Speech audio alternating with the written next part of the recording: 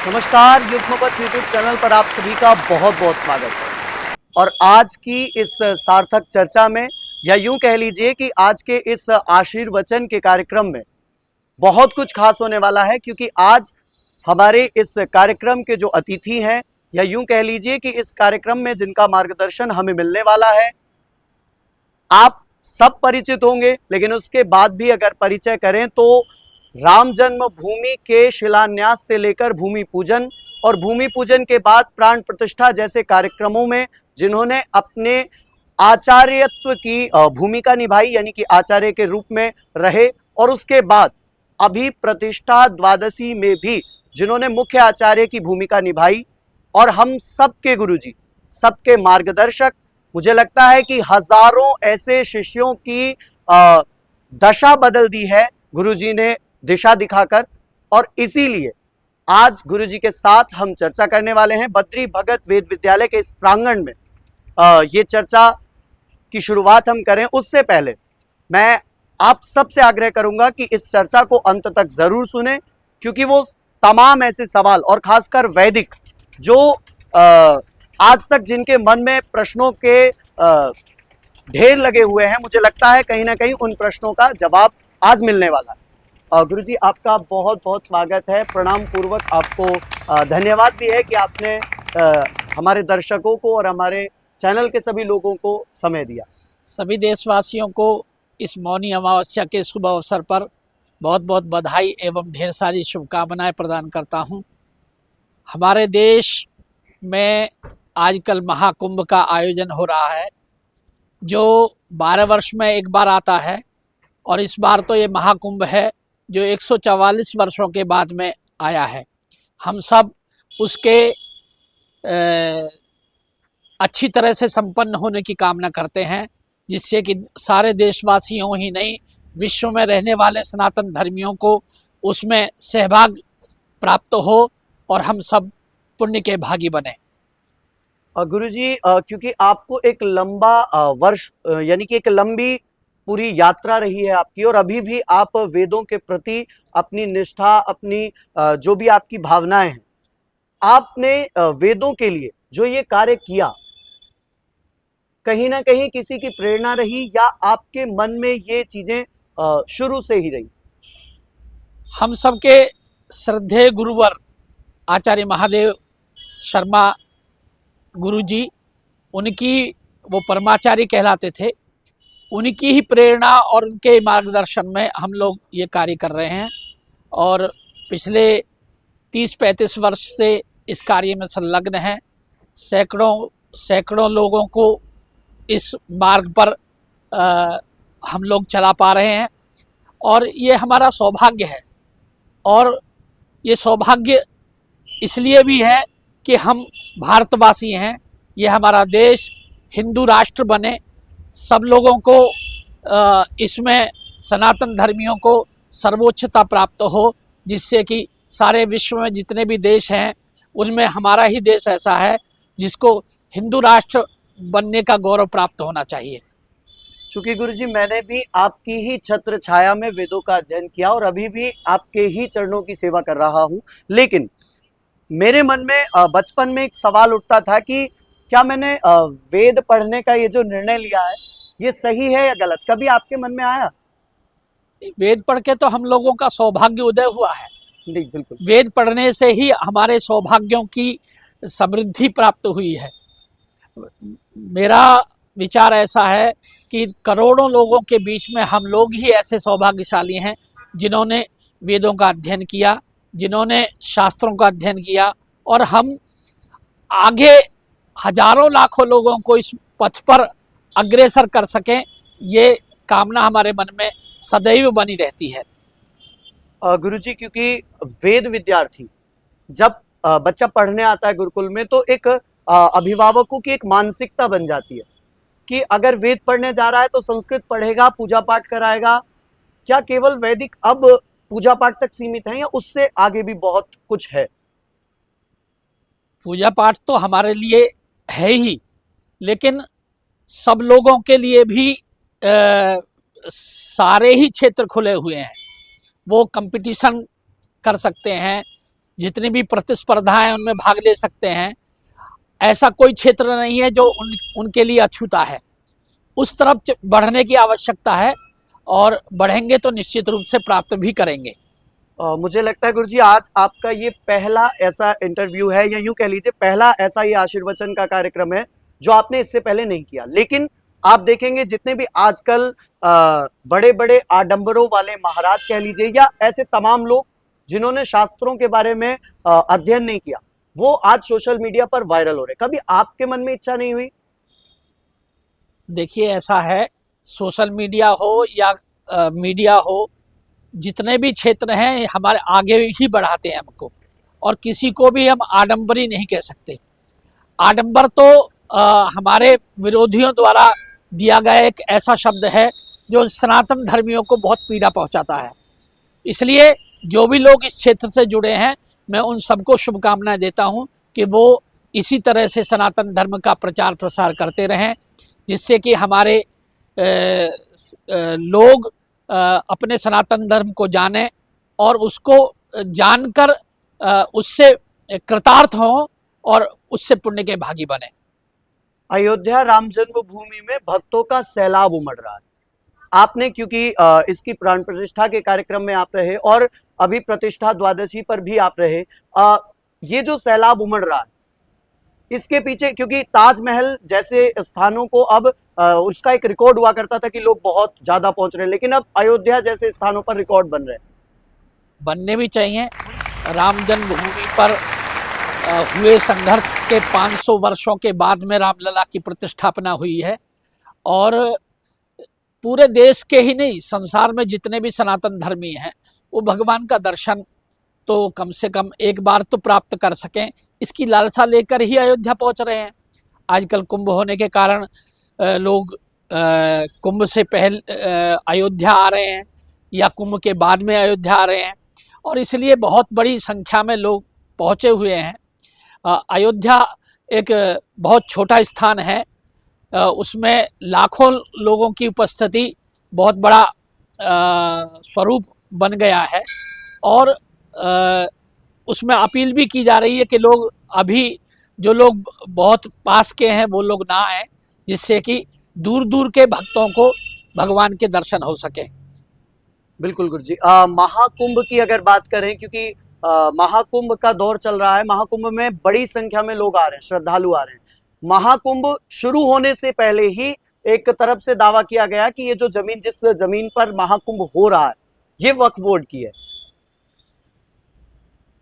ये दावे करने वाले लोग बड़े धूर्त हैं।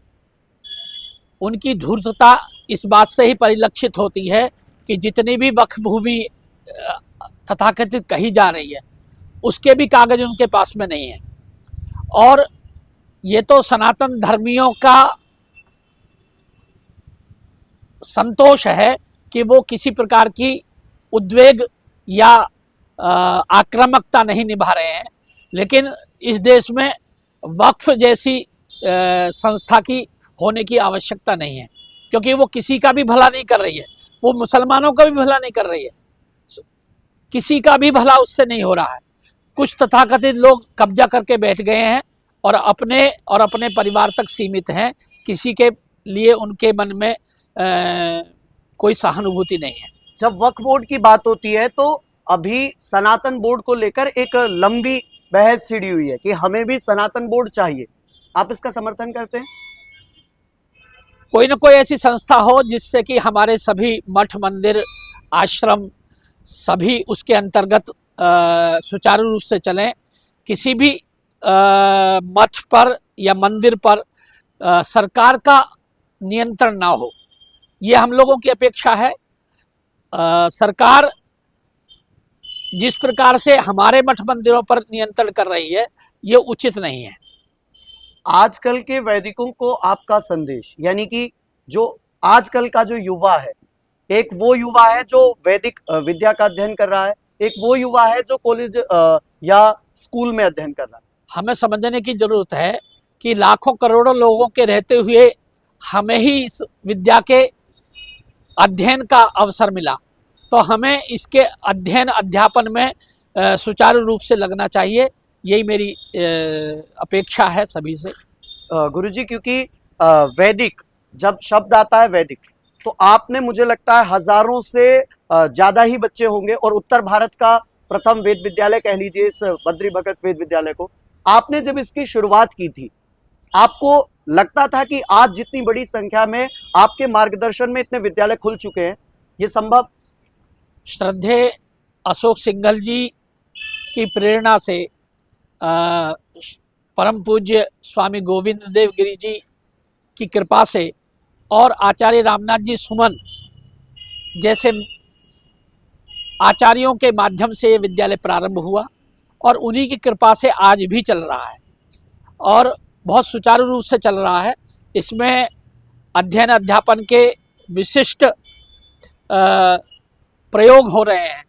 आज हम सब लोग कह सकते हैं कि वेद विद्या के क्षेत्र में बहुत काम हो रहा है। महर्षि सांदीपनि राष्ट्रीय वेद विद्या प्रतिष्ठान की भी बहुत सी शाखाएं हैं जो देश भर में काम कर रही हैं। पूज्य गोविंद देव गिरी जी के भी 40 से ज़्यादा विद्यालय चल रहे हैं। हमारे भी 18 से ज़्यादा विद्यालय ऐसे हैं जो हम लोगों की हमारी संस्था के माध्यम से, अर्थात विश्व हिंदू परिषद के माध्यम से चल रहे हैं। तो बहुत अच्छी बात है, नए नए विद्यालय खुल रहे हैं, अध्यापक बन रहे हैं लोग, तो ज़्यादा से ज़्यादा लोग इस क्षेत्र में आए, इस अपेक्षा को हमें बनाए रखना है। और तभी लोग आएंगे जब उनको अपना भविष्य उज्जवल दिखाई देगा। कहीं ना कहीं गुरुजी, जितने भी आजकल के युवा हैं उनमें संस्कारों की कमी है। सोशल मीडिया पर वो ऐसे तमाम वीडियोस बना रहे हैं। क्या आप वैदिकों को इस बारे में कुछ कहेंगे कि वो भी सनातन के लिए या ऐसी कुछ सोशल मीडिया से वो जुड़े, सोशल मीडिया पर अपने वेद पाठ की, अपने मंत्रोच्चारण की वीडियोस बनाकर डालें? हाँ बिल्कुल, ये माध्यम हम सबके लिए बहुत अच्छा है और इस माध्यम का अगर हम सदुपयोग कर सकते हैं तो अवश्य करना चाहिए। दूसरों की देखा देखी नहीं, अपने संस्कारों को, अपने विचारों को प्रकट करने का ये एक अच्छा माध्यम हो सकता है और उसे करना चाहिए। कुछ लोग ये कहते हैं कि वैदिकों को सोशल मीडिया से दूर रहना चाहिए, यानी कि उनको इन सब चीजों में नहीं पढ़ना चाहिए। अति सर्वत्र वर्जयेत। लेकिन गुरुजी, ये लगाकर चलिए कि अगर वैदिक बच्चे सोशल मीडिया पर आकर मंत्रोच्चारण कर रहे हैं या सनातन के लिए बात कर रहे हैं, तो कहीं ना कहीं वो अच्छा है, उचित है। और इसको जितना हम सही मार्ग पर चला सके उतना चलाना चाहिए और किसी भी भ्रम से बचना चाहिए। क्योंकि भूमि पूजन में आप प्रधानमंत्री नरेंद्र मोदी जी के साथ रहे और वो फोटोज भी बहुत ज्यादा वायरल हैं अभी भी, लेकिन इस बीच आपको ऐसा लगता है कि प्रधानमंत्री नरेंद्र मोदी देश के लिए एक अच्छे नायक हैं? उन जैसा नायक अत्यंत दुर्लभ है। हमारा सौभाग्य है कि हम उनके समय पर हैं और वो हमारे देश का नेतृत्व कर रहे हैं। उन जैसा नेतृत्व मिलना दुर्लभ ही है। वो न केवल भारतवर्ष के लिए, सारी दुनिया में रहने वाले सनातन धर्मियों के लिए एक अच्छे नायक हैं। जो उत्तर प्रदेश सरकार में हैं मुख्यमंत्री अभी योगी जी, उनका कहना है कि बटोगे तो कटोगे, एक रहोगे तो सेफ रहोगे। निश्चित, बंटने पर तो जब तक हम बंटते रहे हम कटते रहे हैं, और जब तक एकजुट नहीं होंगे, संघे शक्ति कलयुगे, कलयुग में तो संगठन में ही शक्ति है। और एक रहेंगे तो निश्चित रूप से नेक रहेंगे, एक रहेंगे सेफ रहेंगे, और बटेंगे तो कटेंगे। और इससे सारे संसार में हिंदू अब एकजुट हुआ है और ये एक अच्छा नारा है जो हम सबको प्रेरित करता है।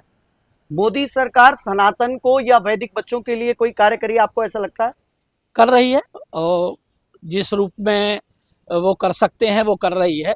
समाज का भी दायित्व है कि वह भी बढ़ चढ़ के भाग ले, और समाज ही इन कार्यों को अगर आगे बढ़ाएगा तो निश्चित रूप से अच्छा है।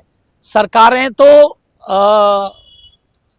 जितना कर सकती हैं उतना कर रही हैं, और मोदी जी का तो सभी सनातन धर्मियों के लिए अत्यंत अच्छा व्यवहार है और वो सभी संतों, महंतों और देश के सभी धार्मिक लोगों के प्रति अब सद्भाव रखते हैं।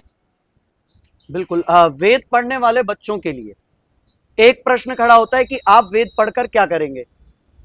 इसका ऐसा कोई क्षेत्र नहीं है कि उनके लिए खुला ना हो, वो उस क्षेत्र में किसी भी क्षेत्र में जा सकते हैं, लेकिन वेद को वेद के क्षेत्र में ही जाए तो निश्चित रूप से जो अध्ययन किया है उसे अध्यापन करने पर ही लाखों करोड़ों लोगों को प्रेरित किया जा सकता है। बिल्कुल। अब हमारे कुछ बच्चे बैठे, मैं चाहूंगा अगर ये भी एक दो कोई प्रश्न करना चाहे तो आप पूछ सकते हैं। गुरुजी, आपके चरणों में मैं प्रणाम करता हूँ। मेरा ये प्रश्न है गुरुजी कि जो हम वेद पढ़ रहे हैं गुरुजी, और मैं ही नहीं और भी बहुत सारे वैदिक हैं, उनका यही प्रश्न होता है कि हम वेद पढ़ के आगे क्या करेंगे। जैसा कि हम सब लोगों को पहले भी बताया जा चुका है और बार बार यही आग्रह है कि वेद सर्वोच्च विद्या है। वेद विद्या सर्वश्रेष्ठा, धर्मशास्त्रम तो मध्यमा, ज्योतिषात महाविद्या, वैद्य विद्या धमाधमा। जो वेद विद्या तो सर्वश्रेष्ठ विद्या है और भविष्य की चिंता नहीं करनी चाहिए। भविष्य तो परमात्मा स्वयं सबका बना के भेजता है और अगर हमें ये अवसर मिला है तो उस अवसर का लाभ लेके हमें आगे बढ़ना चाहिए। बिल्कुल गुरुजी।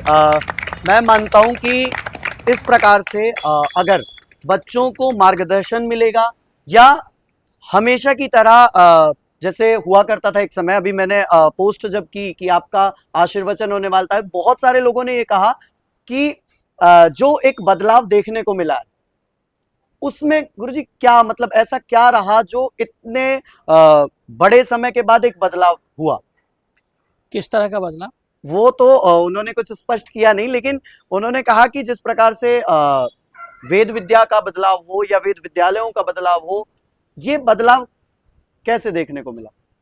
इस सृष्टि में बदलाव तो होते रहते हैं। बदलाव तो सृष्टि का जो है नेचुरल पार्ट है और बदलाव ही संसार में होता रहता है। तो उतार चढ़ाव तो आते रहते हैं, लेकिन उनसे घबराना नहीं चाहिए। उनको सहते हुए भी हमें आगे बढ़ने की जरूरत है। गुरुजी, अब मेरे लास्ट सवाल रहेंगे ये आपसे कि आपने इतना लंबा समय वेदों में और वेदों के लिए समर्पित किया।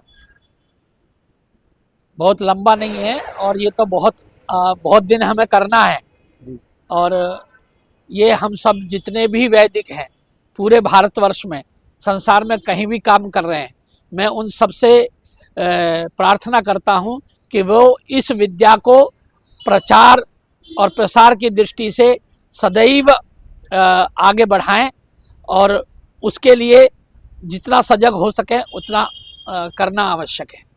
बिल्कुल गुरुजी। अभी दिल्ली में, क्योंकि हम उत्तर प्रदेश और दिल्ली के लगभग बॉर्डर पर हैं, दिल्ली में चुनाव है, 5 तारीख से वोटिंग शुरू है शायद। आप दिल्ली में किसकी सरकार देखना चाहते हैं? निश्चित रूप से भाजपा की सरकार आएगी और दिल्ली फिर से बदलाव की डगर पर आगे बढ़ेगी। केजरीवाल जी कह रहे हैं कि मैंने प्रति माह पुजारियों के लिए 18,000 रुपए देना शुरू कर दिया है। अभी तक कहाँ थे 10 साल में? 10 साल में तो कुछ भी नहीं दिया और ये तो ऐसे लोग हैं जो कभी भी हिंदू संस्कृति के लिए अच्छे नहीं हो सकते।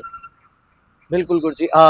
चलते चलते बस यही कहूंगा कि आपका कोई ऐसा संदेश जो हम सबकी जिंदगी में काम आए या हमें आगे बढ़ने के लिए प्रोत्साहित करे।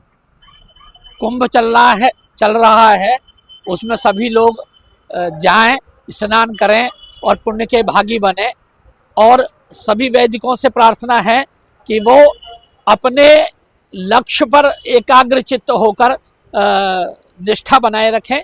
इसी से हम संसार में प्रतिष्ठापित होंगे, संसार में यशस्वी होंगे, भूयस्वी होंगे। ओम। तो आप सुन रहे थे पूज्य गुरुदेव को, जिन्होंने मेरे जैसे हजारों विद्यार्थियों का जीवन बदला है और यूं कह लीजिए कि बिना किसी स्वार्थ के बदला है और सनातन के लिए या वैदिक विद्या के लिए, जैसा भी आपने सुना कि वेदों का प्रचार प्रसार करना और वेद पढ़ना सर्वश्रेष्ठ है, उससे श्रेष्ठ कुछ भी नहीं है। तो आपका अगर अभी भी कोई प्रश्न बाकी रहा हो तो कोशिश करेंगे आगे की जो वीडियोस रहें या आगे का जो चर्चा रहे उस पर उसका समाधान करें। तब तक के लिए दीजिए इजाजत। बहुत बहुत धन्यवाद।